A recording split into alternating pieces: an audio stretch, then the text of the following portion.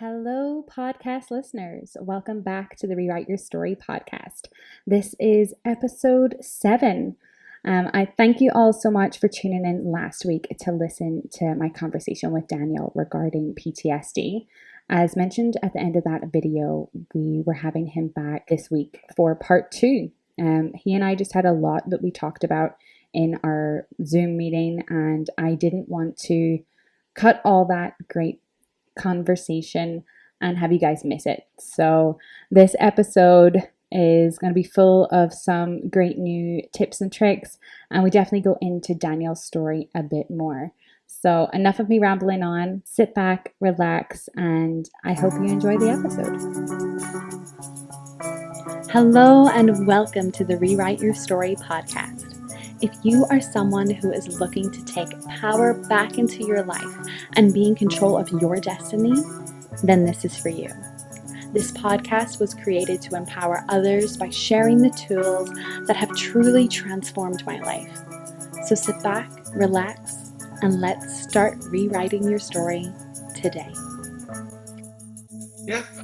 So hello, I'm Daniel, and I'm a social worker here in Bristol, and I've been a social worker now for about 2.5 years. And in my studying to become a social worker, I was on placements working with people who were homeless and people who had drug and alcohol problems as well.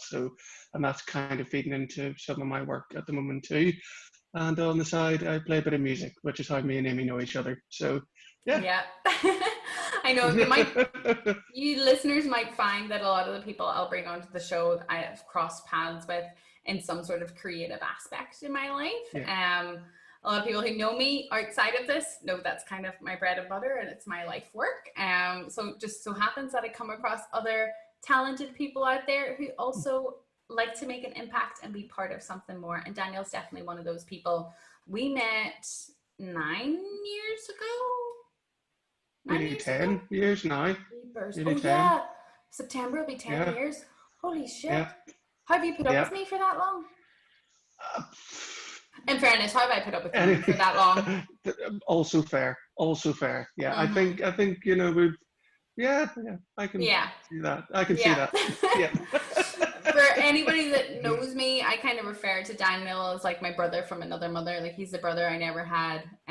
Although my father and his father are not the same people, so brother from another mother is true. But you know, we've no blood relation between us. But when we first met, I think it was like the uni. Everyone had just moved into halls.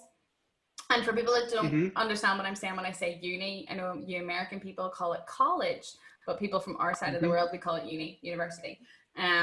Daniel and I met, I think I was trying to start a party somewhere and in an apartment that wasn't even my apartment. That's right.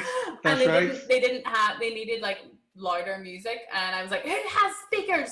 I need speakers. And Daniel was just like, I do. And I'm like, okay, let's go. Never met the dude, didn't know anything about him, but I'm like, let's go get your speakers. And he showed me a 6-pack, which we might unpack later. It's not what it sounds like. Sounds like. No. But yeah, we clicked instantly, and then we just kind of bonded. We bonded over like our health issues and like trauma stories, and then music was kind of, I guess, therapy for both of us, and it's something that we both love. Hugely. And it's just something we really connected on. We ended up performing, being in a band together, releasing an EP, writing songs. This guy has been a huge part of my life, and you know, it's what I mentioned in my other episodes. The guests that I bring on for you guys, yes, of course, they're great people and what they do, but they're people who've really impacted my life and my story and my journey. And the fact that they've impacted me in such a positive way, I would be an idiot if I didn't share them with you too. You know, if they've worked, the relationship I have with them has worked for me. The relationship you could have with these people could work for you too. And my job here is to just educate you guys and pass on the knowledge that has helped me. So of course I need to introduce you to these amazing, wonderful people. So Daniel, from your professional experience, from your training, How would you explain PTSD or post-traumatic stress disorder to people that don't really know what it is or aren't familiar with it? I suppose, to be honest, the name itself sort of is quite self-explanatory. It's someone who has gone through something extremely traumatic, whether that be, it can be a whole host of things. It doesn't. I think a lot of people associate it with being in the army. I think that's sort of where it started out, but it can happen in any walks of life. They're even talking about even this pandemic right now. People could suffer from PTSD in the future because of how much it affects you. And it's just, I think it's something that affects you almost out of nowhere. That sort of seems to be like the early warning signs, is that, as you said, triggers. You just get these triggers that can come out of nowhere. PTSD, it's about the traumatic experience that you have gone through, and later on in life you can have triggers that can bring you back to that traumatic moment. And these triggers can be through hearing something, smelling something. Smelling something was actually a big one for me personally. Me too. Yeah, it's crazy. I remember smelling something that smelled like a hospital, and I was right back there, and I was gone.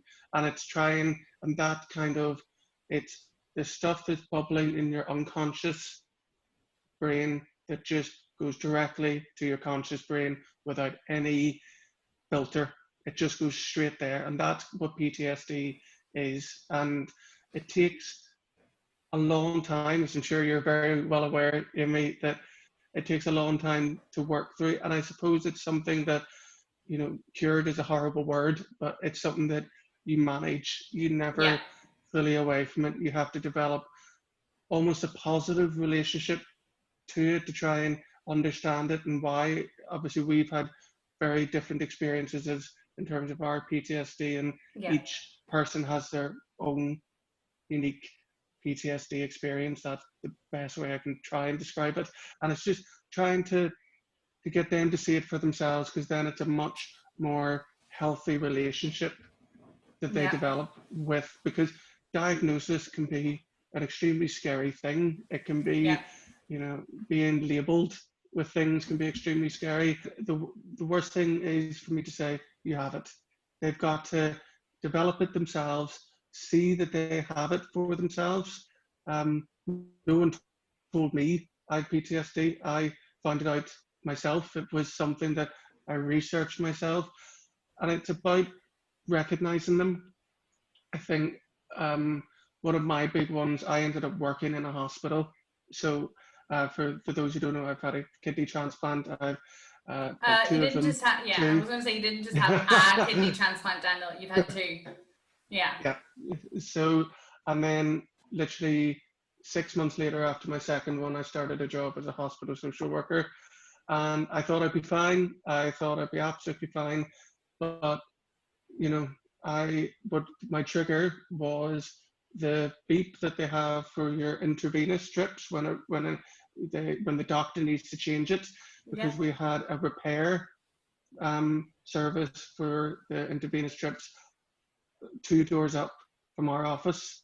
Wow. So I would be just going to the cafe, and all I'd hear is that beep, and I'm right back in the room where I was.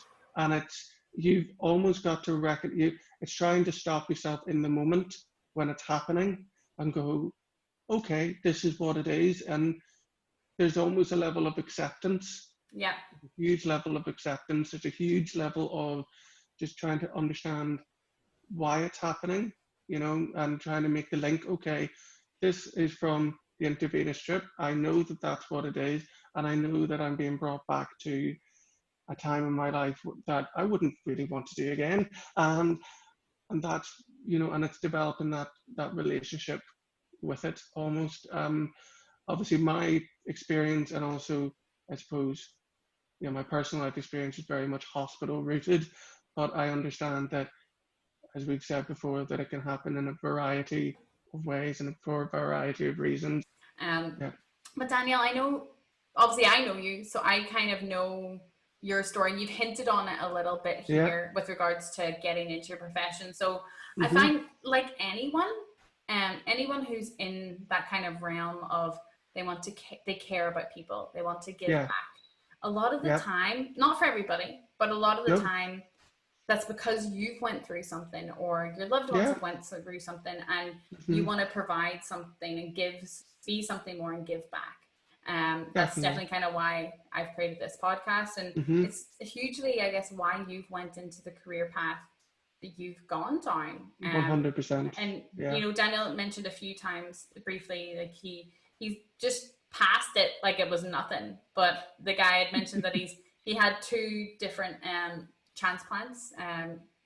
One when you were just pretty much born, and then the 3, other, and then the other just a couple of years ago. So to have a transplant as a kid is daunting and scary, but to then know that this organ that you had is now starting to deteriorate and you have to go through this all over again as an adult, it's terrifying. And the guy, he downplays it. He's like, oh yeah, so I've just had 2 transplants, no biggie. But he's been an inspiration for me. And you went through this second transplant during your education to become into this field. So that's huge. What was that catalyst for you? What was that turning point that made you think, I need to do this? Not a want, but a need to do this. Actually, there was a moment before I even did the music degree where I was asked by my consultant at the time to go in and speak with a family who had just heard the news that their son was going to need a kidney transplant. So I had no prep, nothing. I was just, my doctor said, you've been through this, go and help. And I said, okay.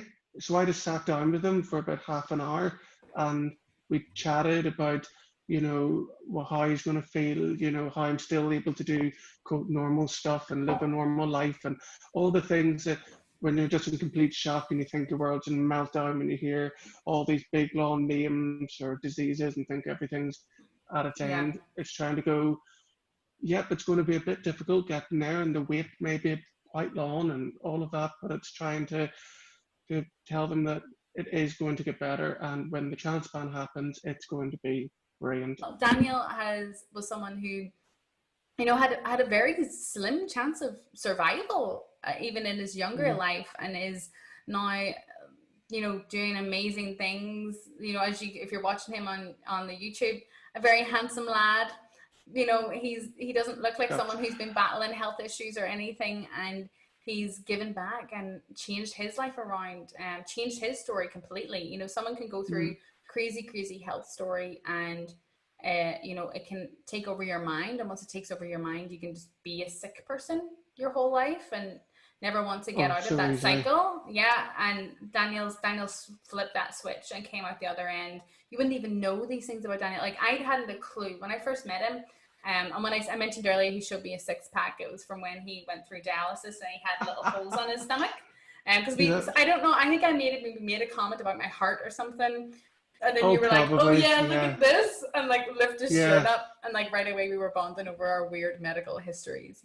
That even in itself, like I listen to that, and you know, I'm 28 now. I don't do that to people at all. It just, but you know, I looked back on that, so not that particular, but just in general, and you know, the way I used to describe, you know, Amy was very kind. They're saying I don't look like I've been through anything, sick person, but for a long time I saw myself as that, and or thought that other people saw that. And the best way, and I suppose this is a form of PTSD, is I went around, you know, places I didn't know, thinking I had a clipboard on my chest with Daniel's had this, Daniel's had that, and that was almost my way of almost interrupting anyone's thought pattern about me. Was okay, if you see anything different, this is the reason, and I always try to get there first, and that took a lot of acceptance of myself to realize that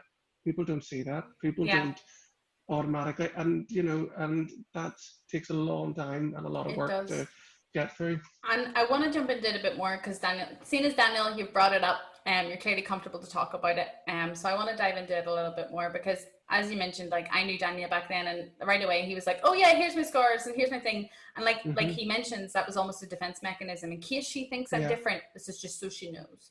And you did that with quite a few things as well. And as you can see, anybody who's watching YouTube will see Daniel with his lovely Irish red hair, his big giant beard, and his red carrot top. You also colored your hair. You made your hair black because he wanted to hide it. He didn't like you know, the natural side of him. There was a lot of things that were so much different.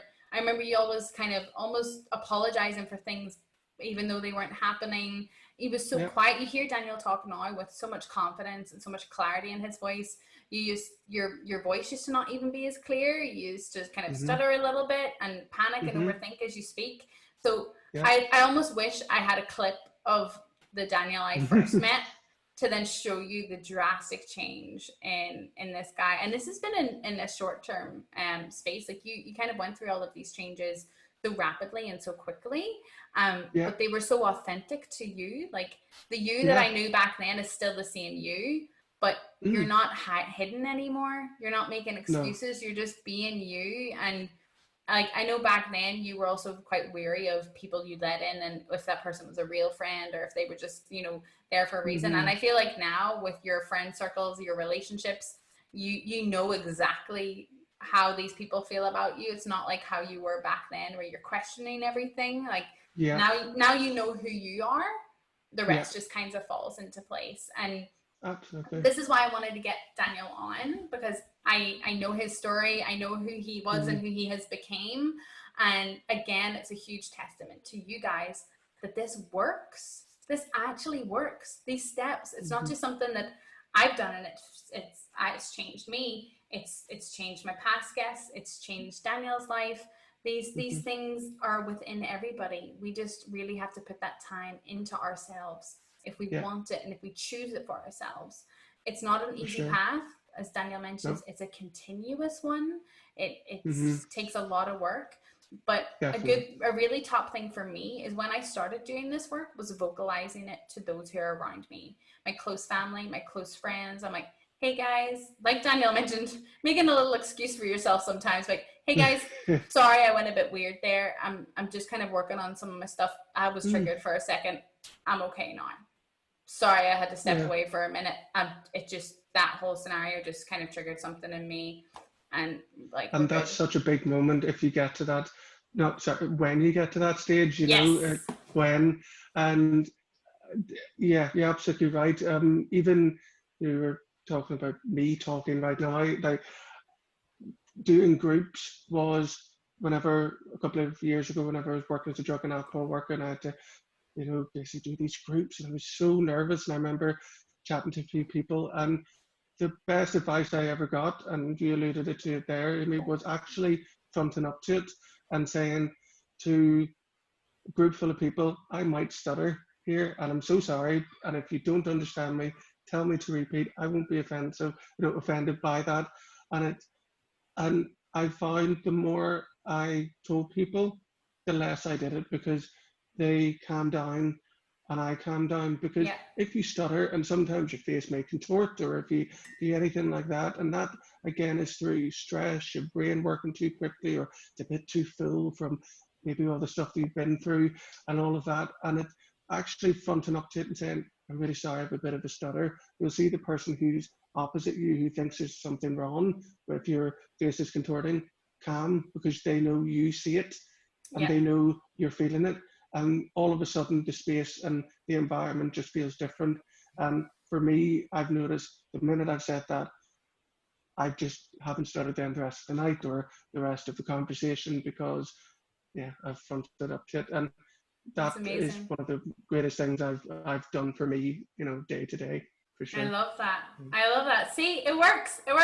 Don't think that you have to explain why you do those things. Like that's definitely personal to you. You don't need to unpack that. But communication is definitely key. I think it was Mark Groves. He did a video on this at one point, or one of his podcast episodes, where I think it was Mark Groves that did a podcast episode on this, but it was about having the difficult conversations first. And I really love that idea where you put yourself in a situation, you're like, it may be uncomfortable to say it, but once you get it off your chest, it's gone. It's not uncomfortable anymore. And you find that the people in your surroundings are more perceptive to it, rather than thinking, why did Daniel walk away there for 2 minutes? What's going on? Yeah. They're like, oh, he's just needing a second. Cool. Like, and for sure.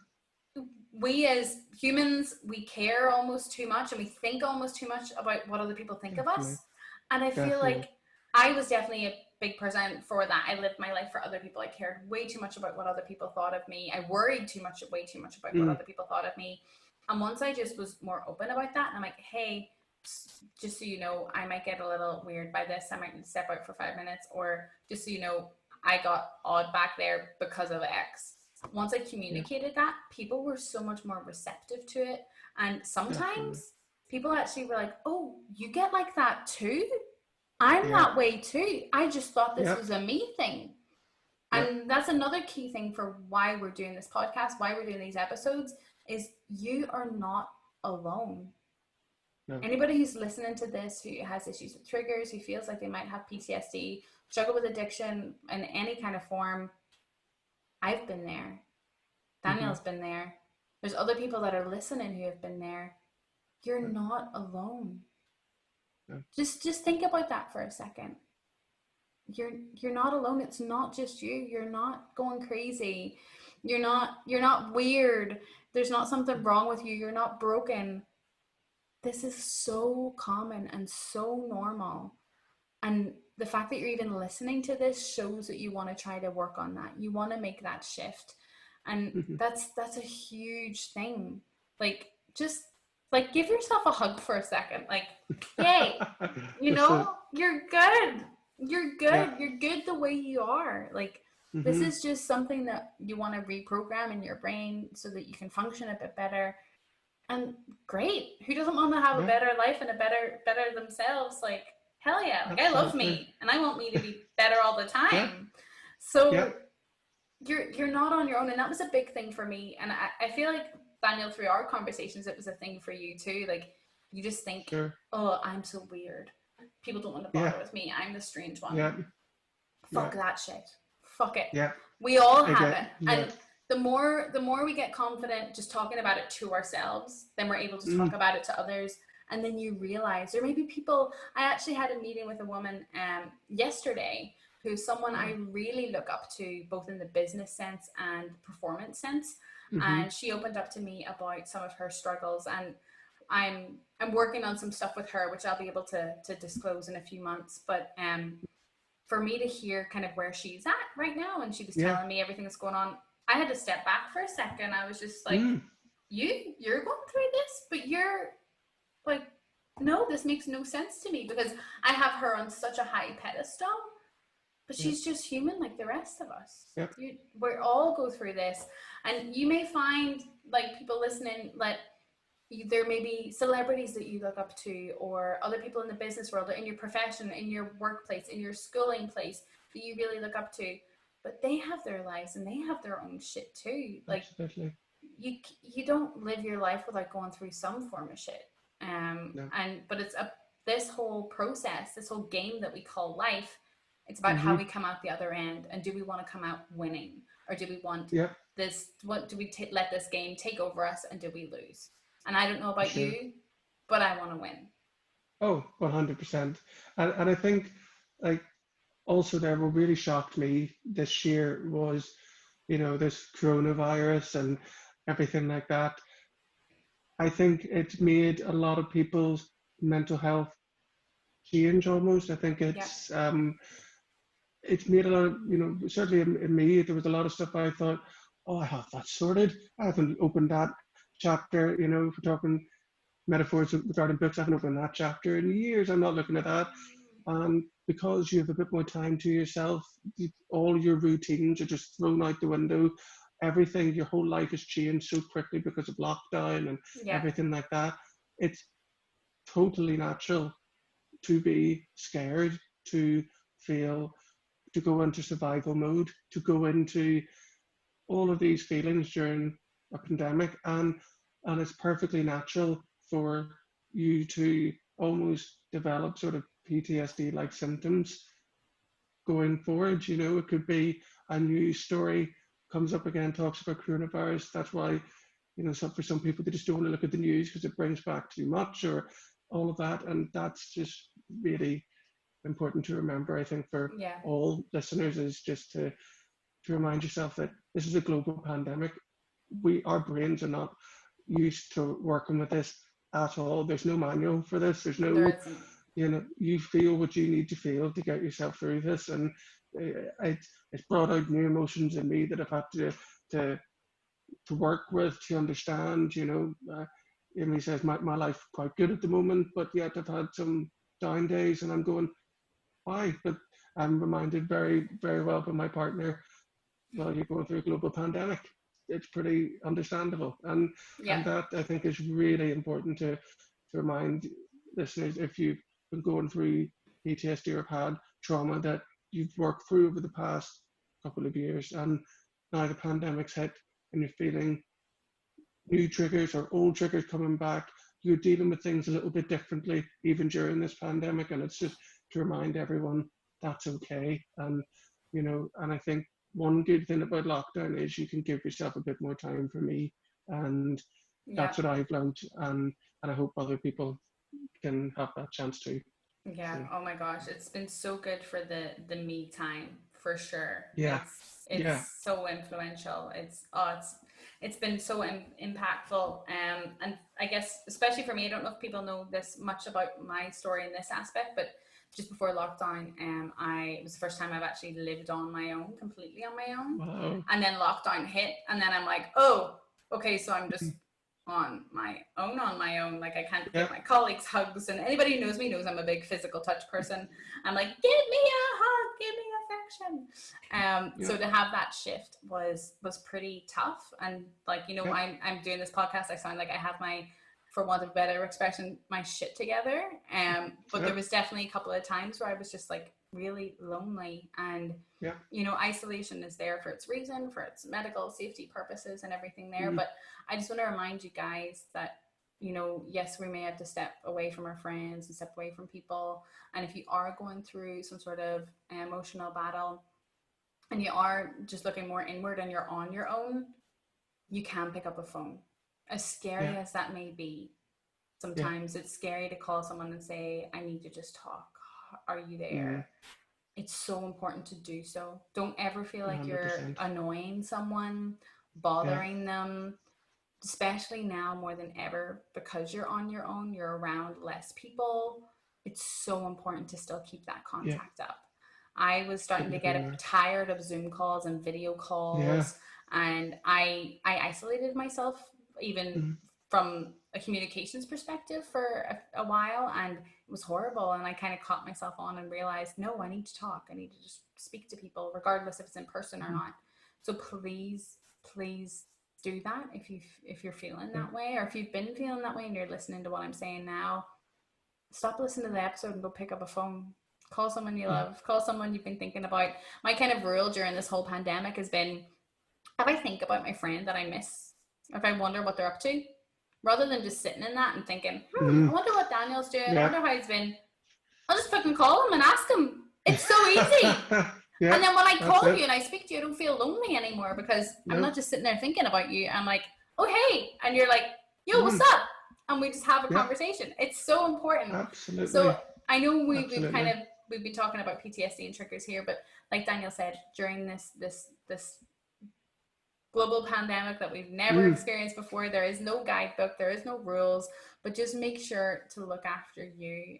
You know, whether you've gone through triggers before or if this pandemic is bringing those up, talking is key. And taking time for you. A big thing for me is journaling. I love to write down nice. how I'm feeling. I've always thought about doing that. Yeah, I really struggled with it, but I started with the 5-minute journal. This is not a plug. They are not paying me to say this. But that really helped me. And it really helps, I feel, for like unpacking triggers too, because you write down how you're feeling, you write down what you're thankful for, and then you kind of do like an unpack at the end of the day.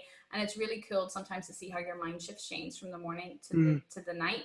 So if you are someone who is looking to kind of be more in tune with their emotions and their reactions. And if they feel like they've got kind of triggers but want to do some independent work, I'd say journaling and a 5-minute journal is a really good place to start if you want to look into that. Thank you so much for listening into that episode. I know it was a lot to take in and process, but I really hope you guys take on some of what we've talked about and implement it into your own lives. If you haven't already listened to the first episode with Daniel, I highly recommend. It's definitely worth a listen. And if any of you are interested in listening to some bonus content, once Daniel and I finished recording the podcast, we just started to have a casual conversation just between ourselves, two friends just chatting. But the things we were talking about were definitely still in line with the podcast episode that we just done. And if I'm honest, what we talked about was very raw and very personal, not only to Daniel, but to myself as well. I contemplated cutting this all together, not putting it in the episode, but after listening, I feel that this is content that's worth sharing with you guys. So if you're not already following us on YouTube, you can get to our YouTube page via the link provided in the body of the podcast description, as well as the link tree link that's in the bio of both my personal and the Rewrite Your Story bio on Instagram. But I guess that is all from me this week. Thank you again for listening, and we'll talk soon. Bye. Thank you so much for listening to the Rewrite Your Story podcast. It would truly mean the world to me if you could subscribe and leave a review on whatever streaming platform you listen to this on. Leave a written review, a 5-star review.